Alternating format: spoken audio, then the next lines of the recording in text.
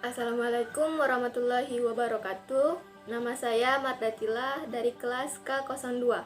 Baiklah, di sini saya akan membahas tentang landasan neurologis bahasa dan kaitannya dengan pemerolehan bahasa. Nah, landasan neurologis ini berkaitan dengan otak. Evolusi otak adalah perubahan secara perlahan fungsi otak, baik itu dalam proses pengenalan, emosi, ingatan, pembelajaran motorik yang merupakan perubahan sifat-sifat yang terwariskan dari generasi sebelumnya yang berlangsung secara bertahap. Hal ini memungkinkan perbedaan neurologis yang membuat manusia dapat berbahasa, sedangkan hewan tidak. Setiap belahan otak saling mendominasi dalam aktivitas, namun keduanya terlibat dalam hampir semua proses pemikiran. Hemisfer kanan dan hemisfer kiri sama-sama memiliki peran yang penting untuk melengkapi satu sama lain.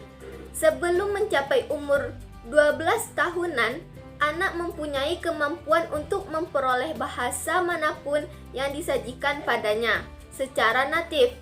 Hal ini tampak terutama pada aksesnya.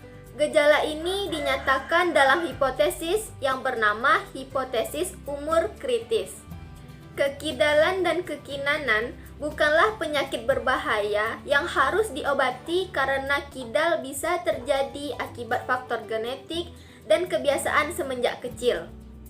Bahasa sinyal sangat diperlukan bagi seorang tunawicara dan tunarungu. Hanya dengan bahasa sinyal, seorang tunawicara dapat menyampaikan pesan yang ingin disampaikan. Namun, tak semua orang bisa mengerti mengenai bahasa sinyal. Biasanya, seorang tunawicara didampingi oleh seorang pendamping penerjemah yang berfungsi untuk menyampaikan pesan kepada halayak umum. Orang yang tidak bisa berkomunikasi secara lisan biasanya menggunakan bahasa sinyal untuk berkomunikasi. Baiklah, sekarang kita akan membahas tentang kaitan antara landasan neurologis dengan pemerolehan bahasa. Nah, sebelum itu, apa itu pemerolehan bahasa?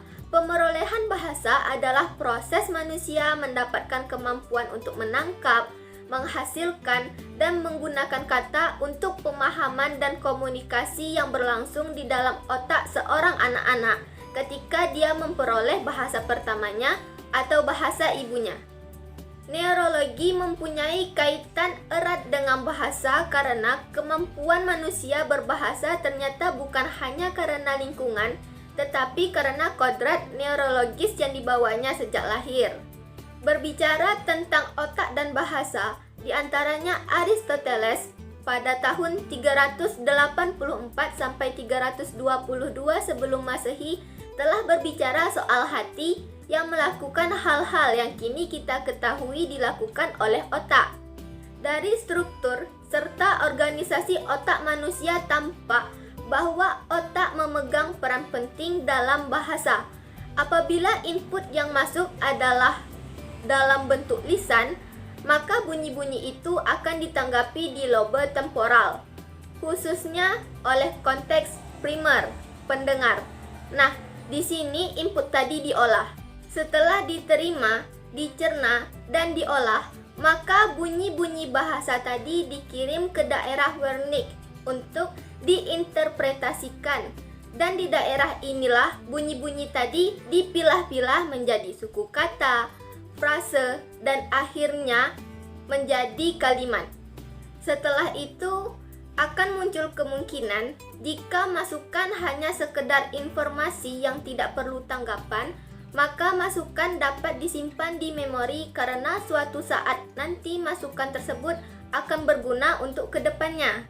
Jadi, kesimpulannya di sini, bahasa yang pertama kali didengar atau didapatkan akan diterima, dicerna, dan diolah oleh otak. Setelah itu akan disimpan di memori tersebut, sehingga bahasa tersebut bisa dikembangkan. Sekian, terima kasih. Wassalamualaikum warahmatullahi wabarakatuh.